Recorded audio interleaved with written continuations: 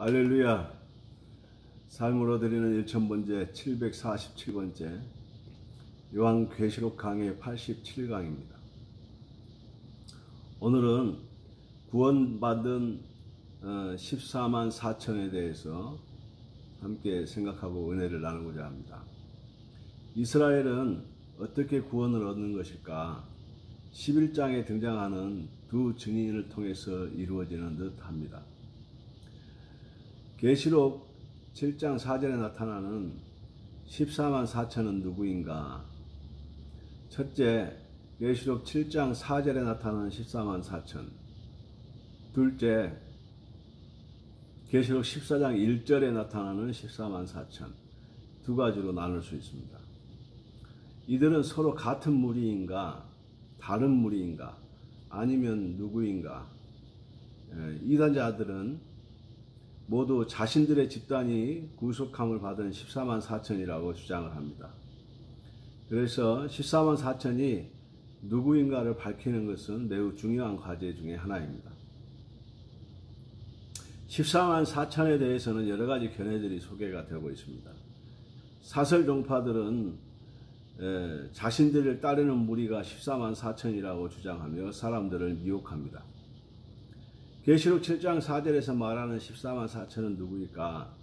지금까지 소개된 몇 가지 견해를 살펴본 후에 우리들의 견해를 밝혀보려고 합니다. 첫 번째로 상징적인 견해. 상징적인 견해를 가진 사람들은 계시록 7장 4절에 나타나는 14만 4천을 육적 이스라엘의 12지파를 의미하는 것이 아니라 상징적으로 해석해야 된다고 주장합니다. 그 예로 마태복음 19장 28절, 누가복음 22장 30절, 로마서 2장 28절에서 29절을 제시하며 하나님의 모든 백성, 곧 전체로서의 교회를 상징한다고 주장을 합니다.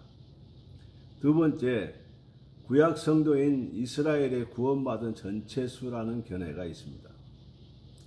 이 견해를 가진 사람들은 계시록 7장 4절에 나타나는 14만 4천은 구약 성도인 이스라엘의 구원받은 전체 수가 14만 4천이라는 주장을 합니다.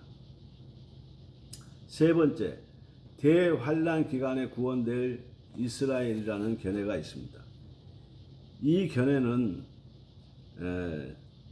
계시록 7장 4절에 나타나는 14만 4천은 대환란 시대 초기에 구원될 유대인들을 의미한다고 계시록 7장 1절로 8절에 기록하고 있습니다. 우리들은 이 견해를 맞다고 인정하고 있습니다. 이들은 적그리스도에게 핍박되는 많은 유대인들과 이방인들에게 하나님을 증거하게 될 것입니다. 유다 지파 중에 입맞은 자가 1만 2천이요 5절, 루벤 지파 중에 1만 2천이요, 갓 지파 중에 1만 2천이요, 아셀 지파 중에 1만 2천이요, 납달리 지파 중에 1만 2천이요, 므낫세 지파 중에 1만 2천이요, 시므온 지파 중에 1만 2천이요, 레위 지파 중에 1만 2천이요, 이사갈 지파 중에 1만 2천이요, 스불론 지파 중에 1만 2천이요, 요셉 지파 중에 1만 2천이요, 베냐민 지파 중에 입맞은 자가 1만 2천이라. 아멘. 14만 4천을 유대인이라고 주장하는 것은 이스라엘 12지파로 소개된 숫자 1만 2천은 유대인을 의미하는 것이지 이방인이라는 언급은 그 어디에도 찾아볼 수 없기 때문입니다. 여기서 단 지파가 탈락이 되는데 그 이유는 우리가 알지 못합니다. 오직 하나님의 뜻이라는 말만 할 수 있을 것 같습니다. 숫자적인 의미에서도 볼 때에 12는 이스라엘을 의미하기도 합니다. 비록 오늘날 유대인들 중에 열거된 지파의 혈통에 어디에 속하였는지 모른다 하더라도 문제될 것은 없습니다. 하나님이 다 알고 계시기 때문에 그렇습니다.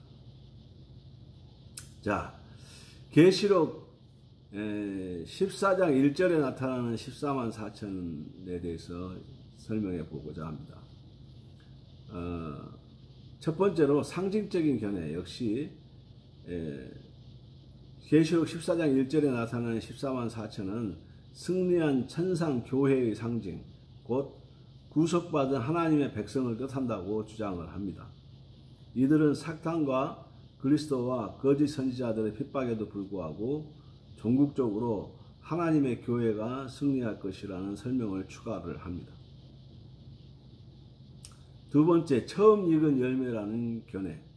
처음 익은 열매라는 견해를 가진 자들은 계시록 14장 1절에 나타나는 14만 4천은 구속함을 받은 첫 열매일 뿐이고, 앞으로 구약의 이스라엘 사람들이나 신약의 성도들 가운데 구원받을 사람이 셀 수 없는 큰 무리가 된다는 사실을 전제한다고 주장을 합니다.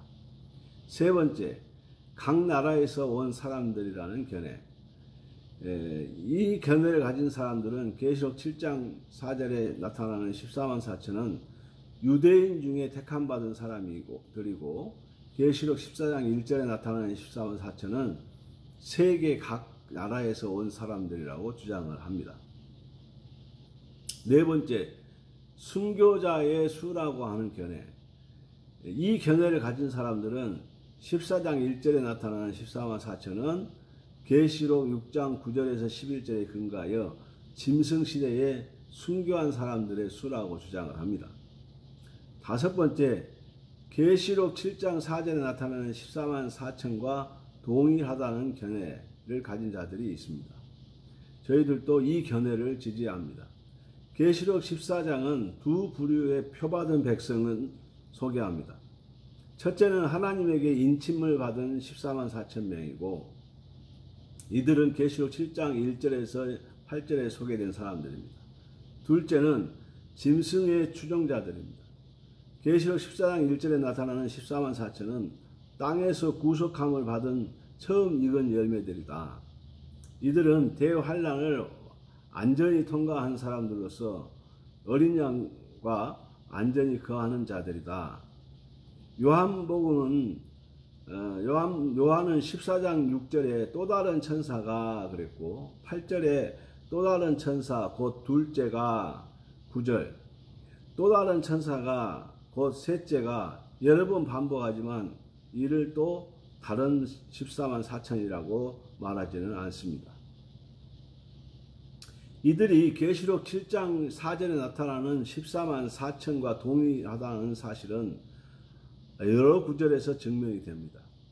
7장 1절에서 8절은 이스라엘 민족 중에 입맞은 자들입니다.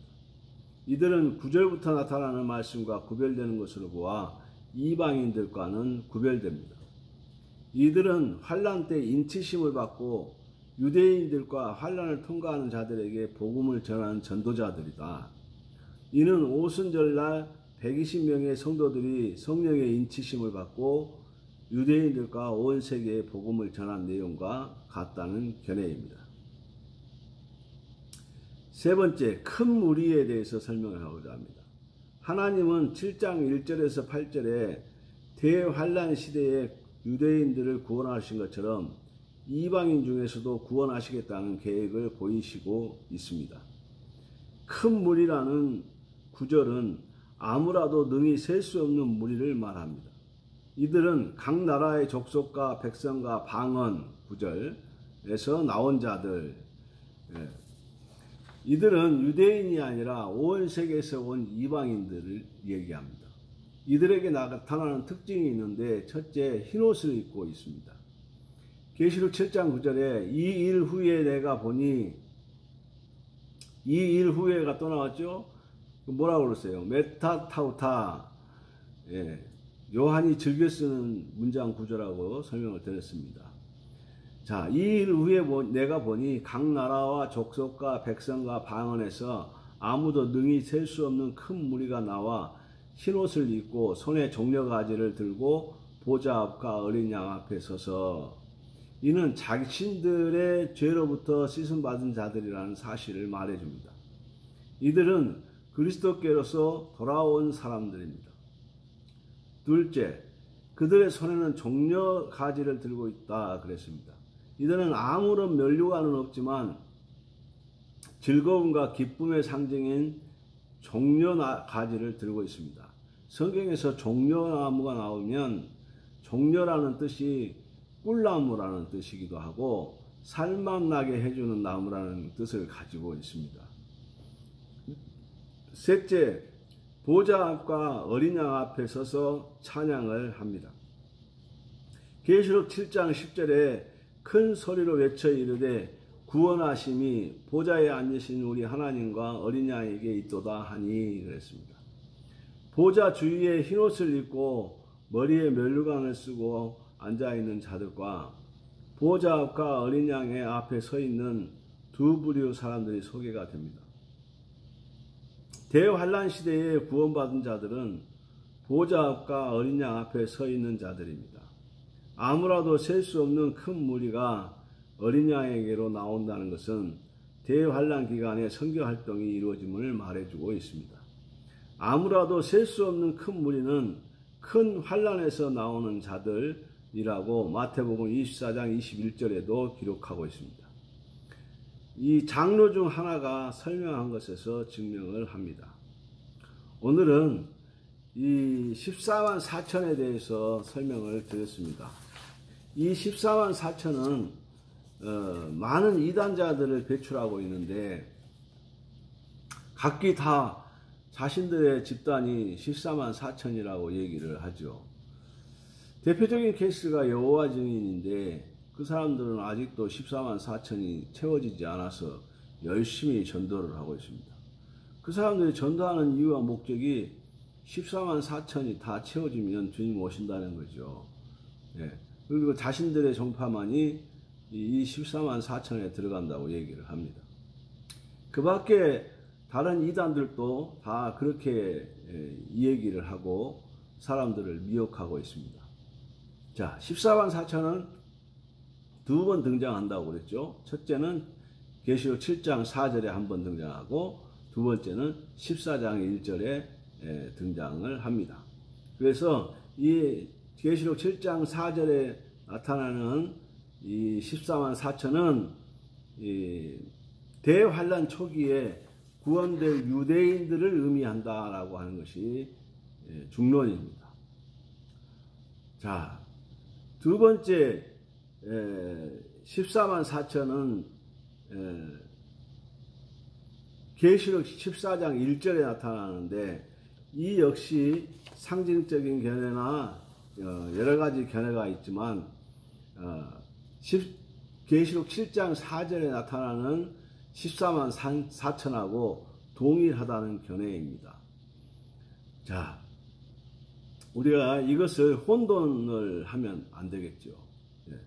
그래서 미혹되지 않고 이 14만 4천에 큰 의미를 부여해서 나도 14만 4천에 들어가야 된다라든지 그런 생각은 안 가지셔도 될 것 같습니다.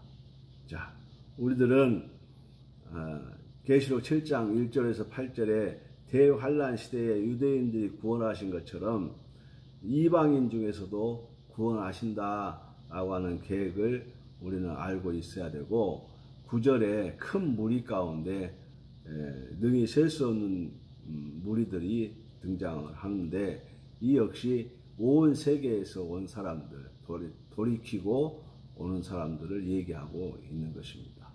자, 이 일은 우리하고 상관이 있을까요? 없을까요? 우리하고는 상관이 없습니다. 왜?